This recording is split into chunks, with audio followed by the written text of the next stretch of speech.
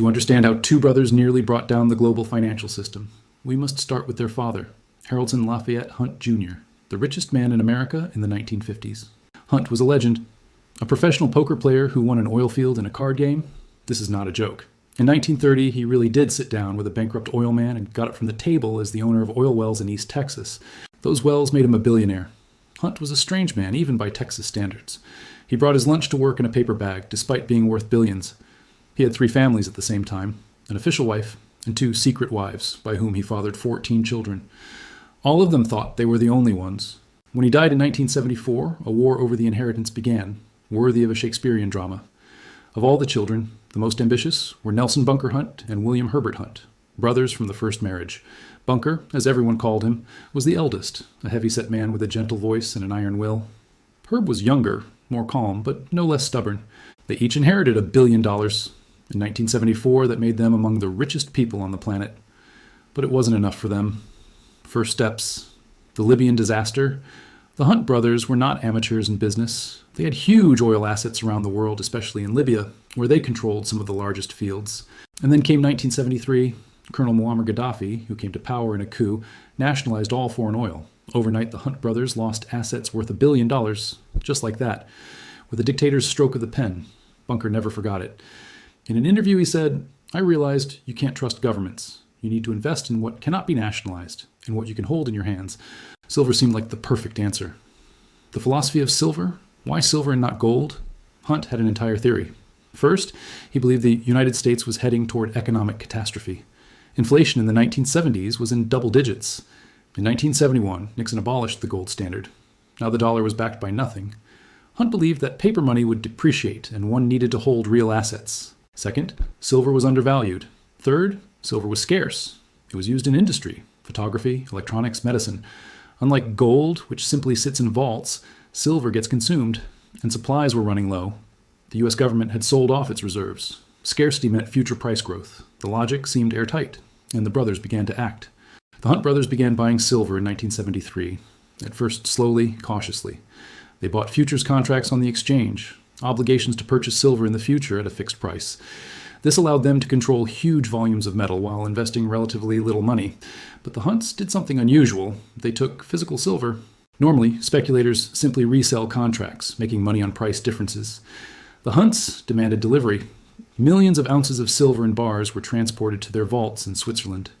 By 1979, the brothers owned 43 million ounces of silver. This was a third of all reserves in the United States, but they had no intention of stopping. To increase the scale of the operation, the brothers formed an alliance with Saudi princes. 2 Arabs from the royal family, Sheikh Mohammed Abu Lahab and Sheikh Ali bin Musallam, invested hundreds of millions of dollars into the scheme. Why the Saudis? Partly ideology. Both the Hunts and the princes hated communism, feared the collapse of the dollar, and believed in the value of precious metals. But the main reason was that the Saudis had bottomless pockets. OPEC's oil revenues in the 1970s were astronomical. Together, they created a conglomerate of companies, International Metals Investment Company and others. Officially, they were separate investors. In reality, a coordinated cartel. By early 1980, this cartel controlled more than 100 million ounces of silver. That was roughly half of all the world's tradable supplies. When someone buys up half the market, prices inevitably rise. In 1979, silver cost $6 per ounce. By December, $20. By January 1980, $35. On January 21st, 1980, the price reached its peak, $50.35 per ounce. In 1 year, silver had increased 8-fold. It was madness, comparable to Bitcoin in 2017 or tulips in the 17th century. When silver reached $50, madness began around the world. Jewelers closed their shops. Why sell a silver ring for $100 if you can melt it down and get $150 for the metal? In New York, jewelry workshops requalified themselves as buying stations. People lined up to sell family silver, grandmother's spoons, table sets, candlesticks, everything they had at home. Millions of Americans rushed into attics and basements. The press wrote about people who found old silver coins and suddenly became wealthy. A funny story. In California, a man found a silver pitcher at a flea market for $5. Industrial producers panicked. Silver was critically important for many sectors. Kodak couldn't produce film. Photo emulsion requires silver. The company took an unprecedented step. It took a $1 billion loan and bought silver in advance to secure a year of production. It was the largest single purchase of silver in corporate history. Tiffany Co. published a full-page ad in the New York Times. We accused the Hunt brothers of manipulating the silver market. Publicly calling someone a criminal in a newspaper was a scandal, but Tiffany was desperate. Sales had collapsed, production had stopped. Electronics manufacturers could not make microchips and contacts. Medical companies could not produce silver-based antiseptics. Dental technicians could not make fillings from silver amalgam. The entire world economy suddenly realized how dependent it was on a single metal owned by two Texas oilmen. Commodity exchanges, Comics in New York and CBOT in Chicago, found themselves trapped. They had a problem. Futures contracts work like this. You put down margin, collateral of 10-20% of the contract value. The rest is credit from the exchange. If the price moves in your favor, you get richer. If it moves against you, you're wiped out. But the Hunts were getting rich so fast that the exchanges couldn't keep up. With every price increase, the brothers made millions in profit and bought even more contracts. It was a spiral accelerating by itself. By January 1980, the open position of the Hunts and their partners was about 200 million ounces of silver. Comics physically had only 120 million ounces. If everyone demanded delivery, the exchange would go bankrupt. It simply could not fulfill its obligations. Worse, small speculators who were shorting silver were losing everything. Some brokerage firms were on the verge of bankruptcy because their clients couldn't cover losses. The system was cracking at the seams. On January 7, 1980, Comics took a desperate step. The exchange introduced the so-called Silver Rule 7, rule number 7 for silver. The essence, to limit speculative positions. From now on, one participant could hold no more than 3 million ounces in futures. And most importantly, a ban on opening new long positions.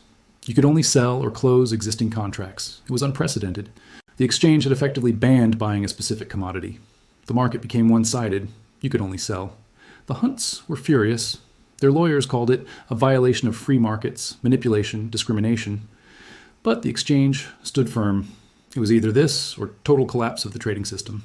January 21st, the day of the $50 price peak, became the last day of growth. From then on, it was only downward. At the end of January, something happened that hadn't occurred in 50 years. The Federal Reserve convened an emergency meeting with the White House on a Sunday. The Fed does not work on Sundays. That was how serious it was. Federal Reserve Chairman Paul Volcker, a man 2 meters tall who smoked cheap cigars and was known for an iron will, announced a new policy. Banks were forbidden from issuing loans secured by commodity futures, especially silver. It was a blow to the heart of the Hunts' strategy. They financed their purchases with credit. Their own billions were invested, but for further buying they borrowed from banks using the silver they already owned as collateral. Now this source of money was cut off. Volcker later explained, "We could not allow private individuals to hold the world economy hostage. It was a matter of national security. When the price of silver began to fall, margin calls began, demands to deposit more money. If the collateral fell below the minimum, the broker demanded either cash or closed the position forcibly. The Hunts were receiving margin calls for tens of millions of dollars daily. At first, they paid. They sold stocks, mortgaged real estate, borrowed from friends. But the price was falling faster than they could find money. February, silver at $35. March, $25. A week later, $15. In 2 months, the market lost 70% of its value. Billions of dollars evaporated. On March 27, 1980, this day entered history as Silver Thursday. By this moment, the Hunt brothers owed more than $1.7 billion to brokerage firms. It was an unthinkable sum, more than the annual budget of some countries. On the morning of March 27th, it became clear the Hunts could not pay. They were out of money. 2 of the richest men in America had become insolvent. The brokerage firm, Bach, Halsey, Stewart, Shields, which handled most of the Hunts' trades, was on the brink of collapse. If Bach fell, it would pull other firms down with it. A domino effect could crash the entire financial system. Panic spread to other markets. The Dow Jones fell 15 points in an hour. At the time, it was a catastrophe. Gold crashed, bonds crashed. Investors were pulling their money out en masse. The chairman of the Commodity Futures Trading Commission called the White House. "We have a few hours. Either we save the Hunts or we prepare for financial apocalypse." By midday on March 27th, a group of bankers gathered at Citibank headquarters in Manhattan. Representatives of Bank of America, Chase Manhattan, Morgan Guaranty, regulators from the Federal Reserve, and the Hunts' lawyers. Negotiations lasted 6 hours. The banks did not want to save the Hunts. These were billionaire speculators who had created the problem themselves. Why should taxpayers bail them out? But regulators explained, if the Hunts defaulted, Bach would go bankrupt within an hour. Bach owed other brokers. Those brokers owed banks. Banks owed depositors. The chain reaction could collapse the system in a day. It was a precursor to the concept of too big to fail. In the end, the banking consortium provided the Hunts with a $1.1 billion loan secured by all their property: oil wells, real estate, ranches, stocks, even horses. Bunker owned an award-winning stable of thoroughbreds worth $50 million. It was the largest personal loan in history up to that point. Not everyone was as fortunate as the Hunts. One of their partners, a Mexican billionaire, a sugar industry magnate — some sources name him as part of the scheme, though his name is not disclosed in official documents — shot himself a week after the collapse. He had invested his entire fortune in silver on the Hunts' advice. He lost everything. He left a note: "Goodbye. Silver killed me." Thousands of small investors were ruined. People who believed in the rise and took loans to buy silver, farmers who mortgaged their land, retirees who invested their savings. One story from the newspapers of that time: a 62-year-old retired teacher from Ohio invested $50,000, all his savings, in silver contracts in January. For the Hunts, it was a financial disaster. For ordinary people, it was destroyed lives. The Commodity Futures Trading Commission began an investigation. In 1988, 8 years after the events, the court found the Hunt brothers guilty of manipulating the silver market. The fine, $10 million each. A ridiculous sum for billionaires. But the symbol mattered. Civil lawsuits were worse.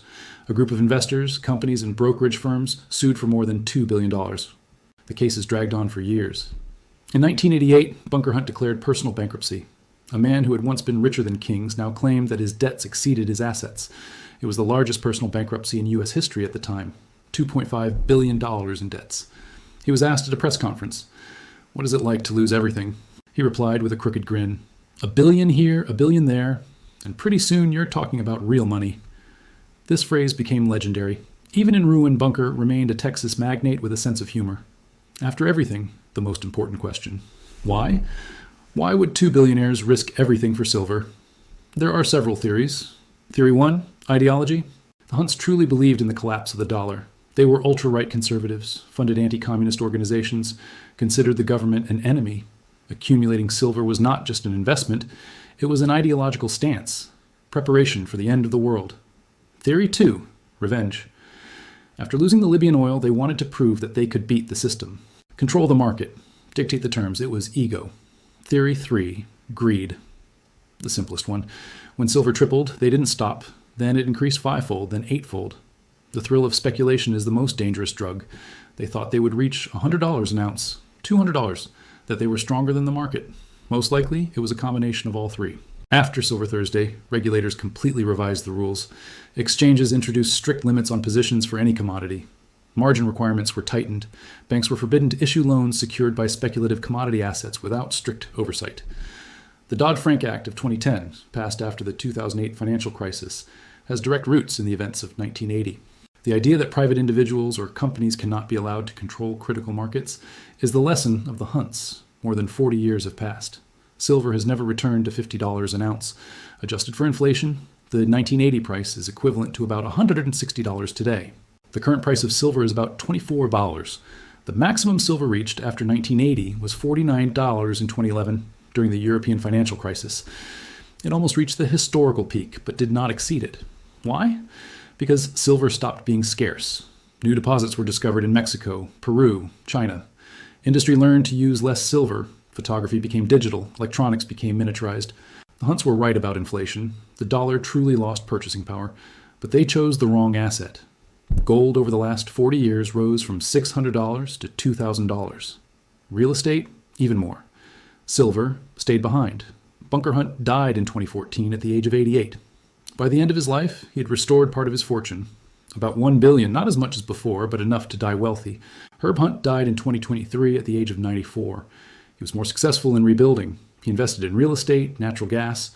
His estimated net worth at the time of his death was about $2 billion. Both insisted until their last days that they had done nothing wrong, that it was a free market, that the government and exchanges colluded against them. In a 1990s interview, Bunker was asked, "Do you regret it?" He replied, "I regret not selling in January, but I don't regret trying." The Hunts thought they could control the silver market, that their money would be enough to dictate prices. But the market is not just a commodity. It is a system, exchanges, banks, government, thousands of other participants.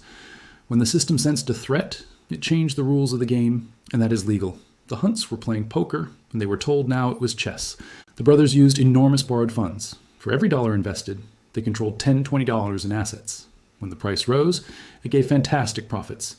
But when the price fell, the debts grew faster than they could pay them off. Leverage turns the market into a casino where the stake is your entire fortune. The Hunts avoided total collapse only because their fall threatened the system. If they had been smaller, they would simply have been bankrupted. It is unfair, but it is the reality of capitalism. If you are big enough, you will be saved. If not, you will sink. The Hunts invested not based on cold calculation, but on belief. Belief in the collapse of the dollar, in a government conspiracy, and the end of the system. Ideology blinds you to risks. You stop seeing reality because reality does not match your worldview. Silver Thursday in 1980 was not a unique event. It is a pattern that repeats again and again. In the 1990s, copper market manipulation by Yasuo Hamanaka, Mr. Copper, losses of $2.6 billion. 2008, oil rose to $146 per barrel, then crashed to $30. 2021, the madness around GameStop and meme stocks. 2022, the collapse of the FTX crypto exchange. Names change, assets change, but human greed, fear, and irrationality remain. On March 27, 1980, two brothers from Texas learned a lesson that cost them billions. The market is stronger than any player. The system survives. Individuals do not. The silver they accumulated as protection against the collapse of civilization became the cause of their own collapse. The irony of history is that if the Hunts had simply held the silver and not tried to manipulate the market, they would have made money. The price rose naturally from $6 to $20. It would have been an excellent investment, but they wanted more. They wanted $100, they wanted control, and they got disaster. In the old comics headquarters in New York, there's a small memorial plaque. It bears the date, 1980. And one phrase, the day silver almost killed the market. Every new trader coming to the exchange must pass by this plaque. A reminder, the market does not forgive pride. Bunker Hunt once said, "Wealth is what remains after the government takes its share."